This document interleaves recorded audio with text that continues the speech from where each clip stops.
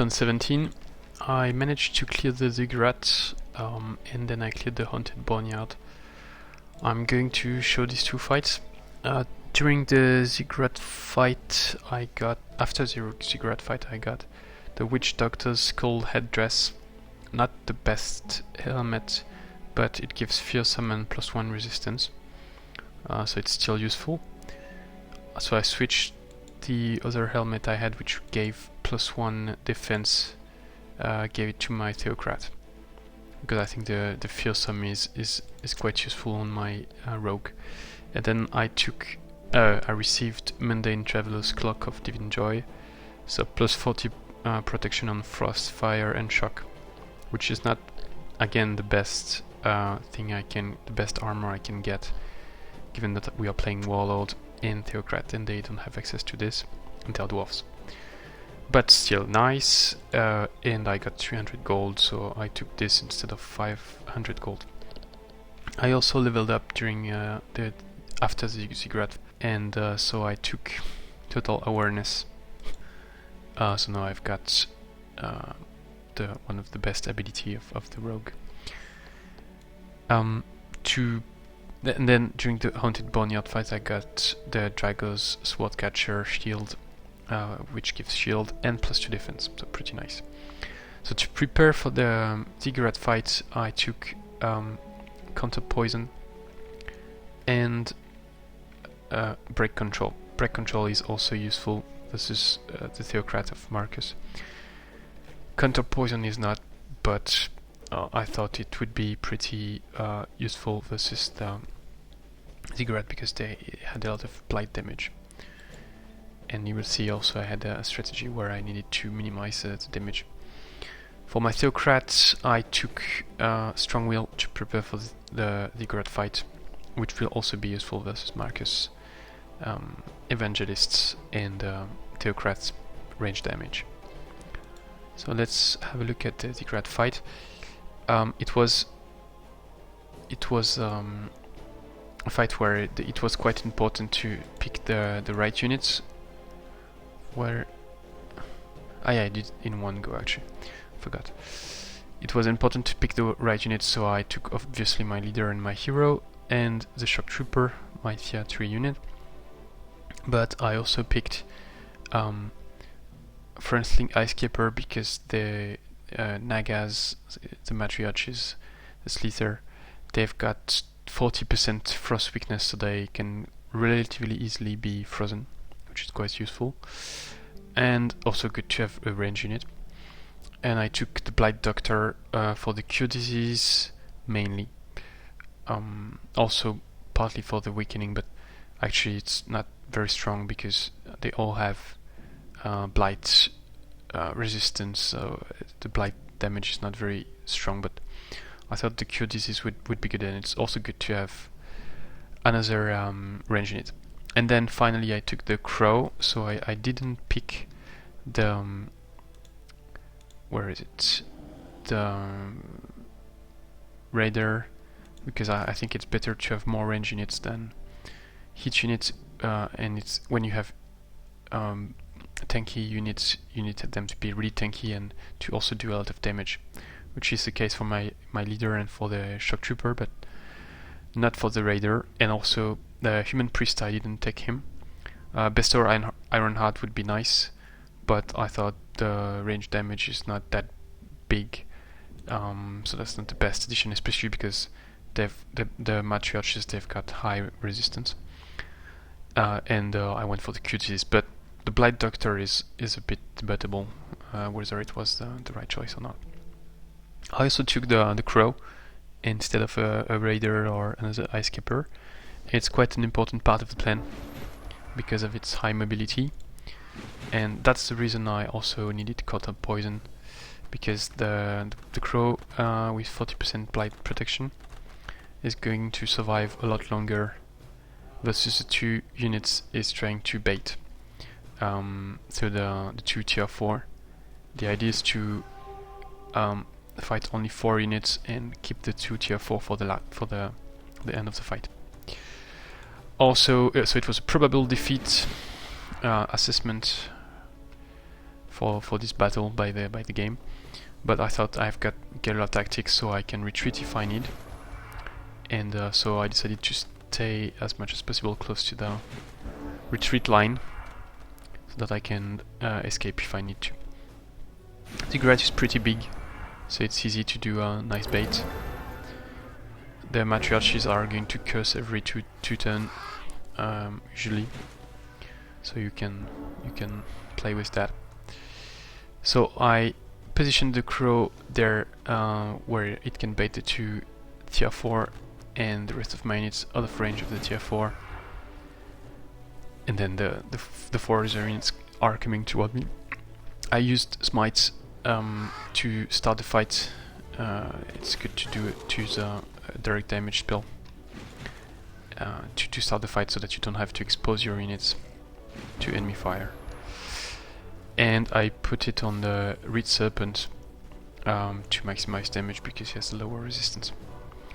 So then I positioned myself at a location where the guard,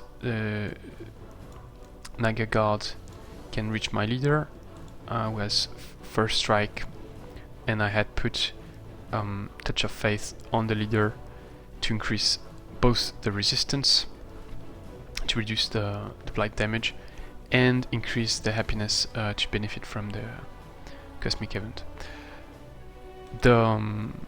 I got lucky, I got a critical strike and I killed the guardian immediately.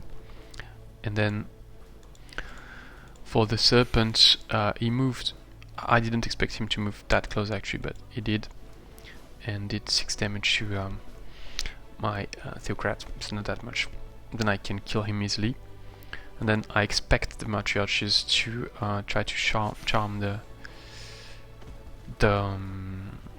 Shock Troopers because they've got lower resistance, and I paid attention to put my tier 1 and tier 2 units out of range, whereas the leader and the Theocrat can stay in range because they've got strong will and mind control immunity. So they will probably just charm the Shock Trooper. And also something else, don't put any unit adjacent to the unit that is going to be charmed, especially a Shock Trooper, which is quite violent. So that's what I did. They did charm the Shock Trooper, but I've got break control, so I can remove that. So meanwhile the crow is moving around to keep the tier 4 busy, but now he has only 22 HP left, and I think not yet. Yeah, the next turn he gets severely poisoned, so then I have to retreat, but fortunately I reached the retreat line. So now I try to freeze the Matriarch after having used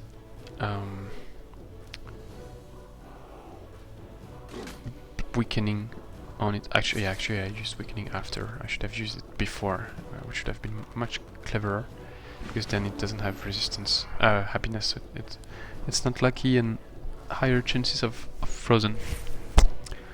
And then I just killed it with a combination of my leader's Assassin Strike and the Shock Trooper. So you can see I'm doing quite a lot of damage. 54 plus 27, so more than 80 damage in one turn.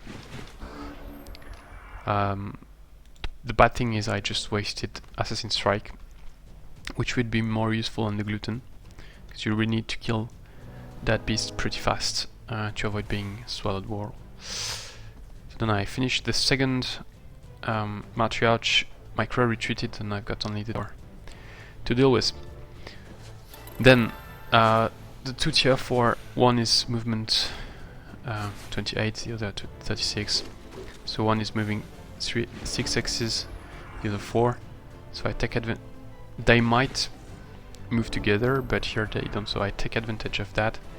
Move to the corner, let the serpents come toward me, and put myself in a position where he has to move as much as possible to reach me, and then I just finish it, and I've got some time before the Glutton arrives.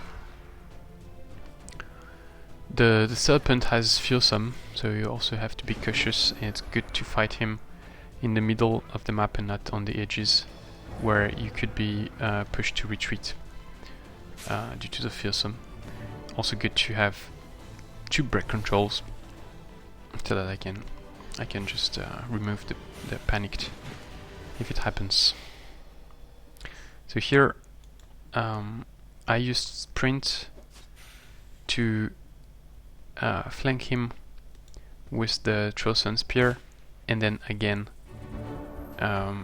thanks to the sprint, with the Fire Musket, where I'm doing Fire Musket instead of hitting, because it's more damage and it avoids the fearsome trigger. So then I've got to finish the Glutton. I retreat a bit to be able to heal, so that I'm using Iron Heart, so I cannot be taunted, because taunted is spirit damage, spirit attack. Taunted is pretty dangerous. I don't know why I didn't use it actually on one of my tier 1 or tier 2. Then I'm trying to do as much damage as possible on the Glutton in 1 turn. The best is to kill him in 1 turn, otherwise he might swallow you whole. So here I'm lacking a bit of damage output, but doing my best. Yeah, I had 28% chance of freezing him.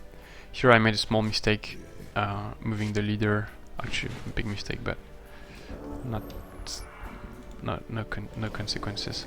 Moving the leader in contact, whereas I should just have stayed there and used the Fire Musket.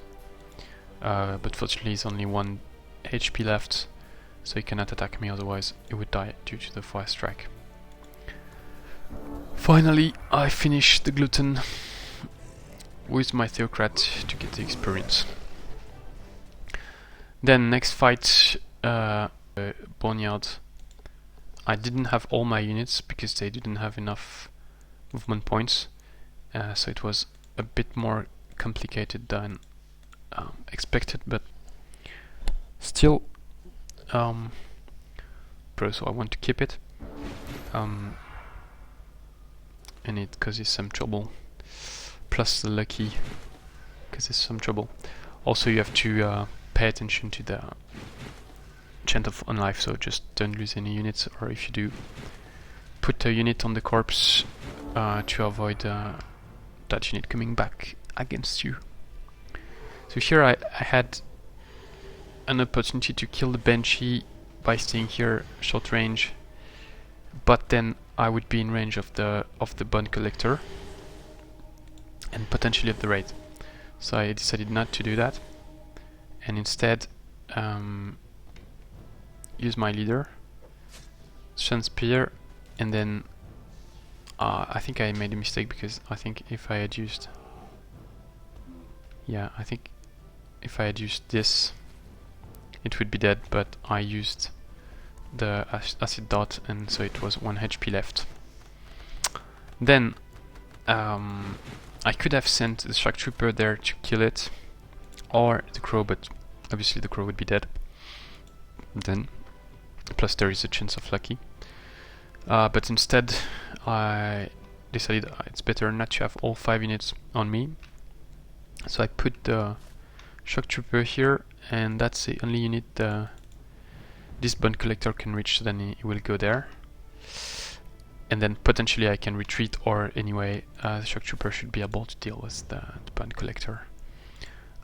He has less HP, less damage. So then I've got 4 units on me. Potentially they can kill the Crow if both the Carrion Bird and the Banshee attacks it.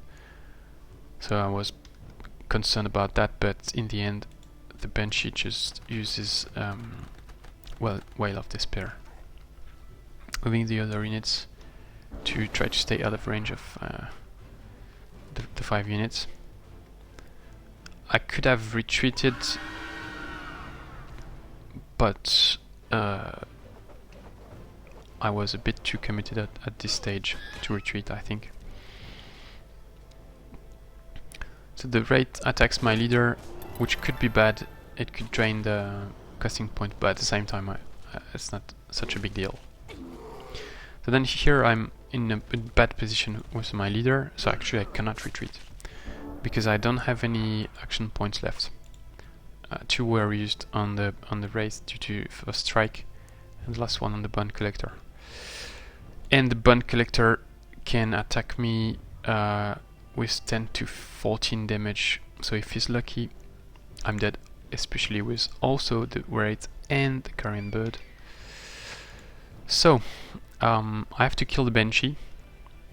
I can use 1 weak unit for that. Then ideally I need to kill both of those guys.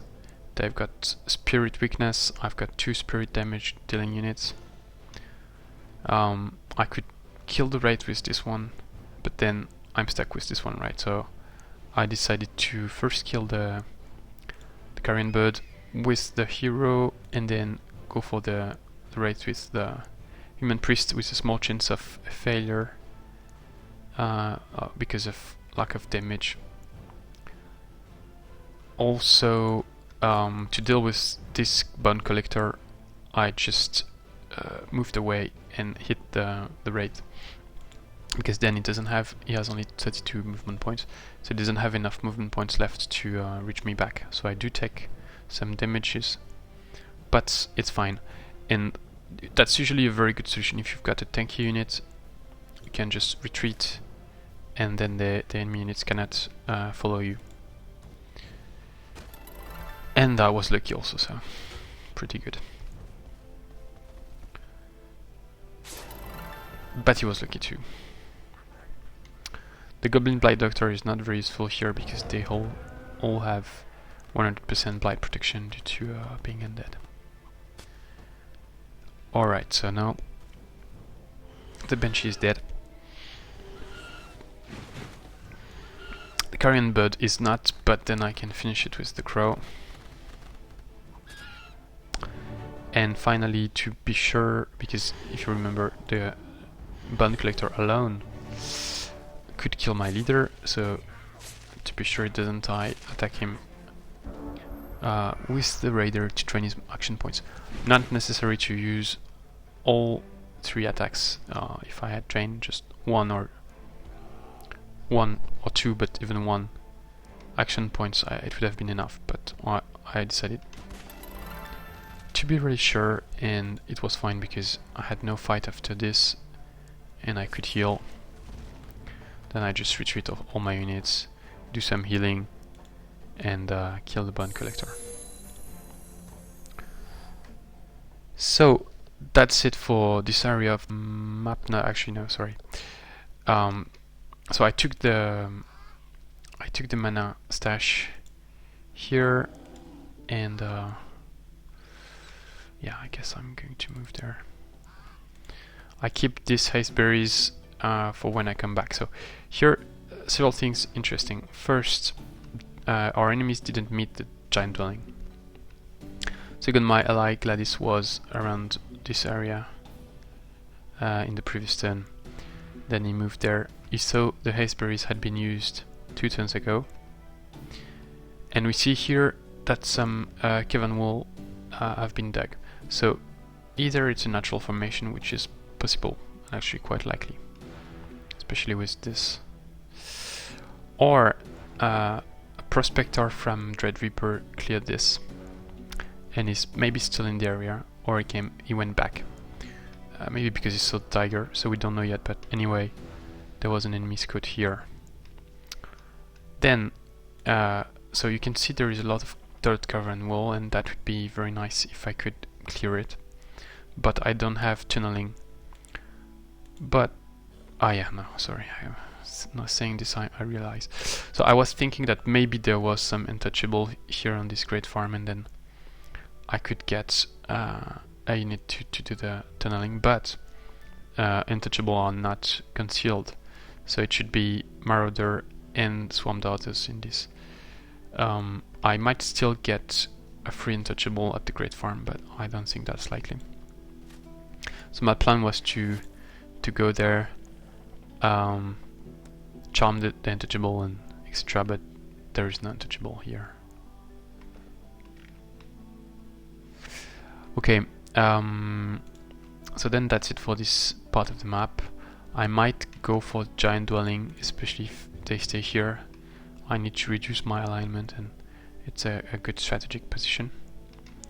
Even though I'm not going to produce ogre, but I could just get it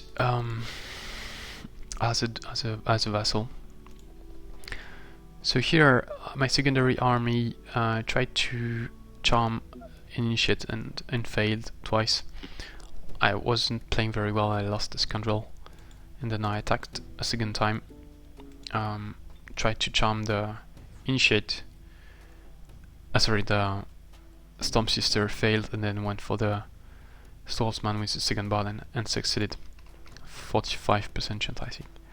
So now I've got one Scoundrel less, but one Swordsman a bit low on HP, and then I'm going to do the farm with 4 Dread Monkey, a bit dangerous next turn, and then this, and then probably move north. Need to be cautious with this army. My ally casts Raise Militia on Borderland. I send the guy here to go with my settler when it's ready. And I've got a lot of gold thanks to the double clearing. Then here my ally is so clear the Lost Library, and he's going to do a quest at the Draconians. It's a quest for a flamer, so I could buy the vassal out of these Draconians for 165, and it's a pretty good proposition. But then he would lose the quest, so I'm waiting for him to do the quest, then I buy them. Also, I might have Courtesan Ambassador by that time, and so I might be able to pay cheaper. He lost 1 unit to Independence near the Orcs, and he's still doing some clear scouting. Yeah, moving back from this dead end. Okay, what else? Yeah, so I've got this crow who scouted a second Theocrat from Marcus, Hininia the Penniless. He took Bester Ironheart, Touch of Faith, and he has Vow of Poverty. He took Healing Aura, and I think he took also range damage, maybe some other hero upgrade. Yeah, plus 5 HP. So he's using a builder to do some baiting extra. He's trying to get Exalted Martyrs. Doesn't have the technology yet, the skill yet, but he has at least 1 expert martyr, so he has regeneration. I'm going to stay safely out of sight. I'm going to move the crow. So I move the crow, as I said, safely out of sight. I'm not even checking the Ziggurat in case he moves back there with his chirrup. Then he would be able to see me. But here I'm sufficiently far away to avoid being seen. In this area, I don't remember. I need to check the videos. I don't remember if he had cleared that before, but now he has. It's not yet cleared. Not yet cleared. Also, it's cleared. This crow moved there. I saw the haste berries, but then I saw there was this shrine with no defenders apparently, and it was replenished. So I decided to go for the shrine. It was a good idea because now I've got Arctic Walking Crow for 8 turns, and I can take the watchtower and this and that. It looks like there is a city or not. No, actually no. Yeah. Then, so I've got this guy here.